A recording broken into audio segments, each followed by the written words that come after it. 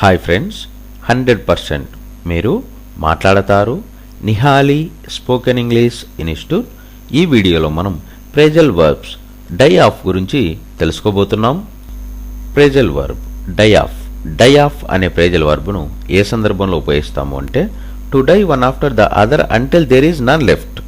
అంటే తెలుగులో ఒకదాని తరువాత మరొకటి చివరి వరకు కనుమరుగవు అని చెప్పే సందర్భంలో మనం డై ఆఫ్ అనే ప్రేజల్ వర్బ్ను ఉపయోగిస్తాము.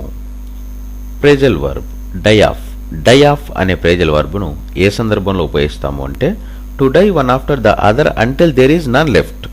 అంటే తెలుగులో ఒకదాని తరువాత మరొకటి చివరి వరకు కనుమరుగవు అని చెప్పే సందర్భంలో మనం డై ఆఫ్ అనే ప్రేజల్ వర్బ్ను ఉపయోగిస్తాము.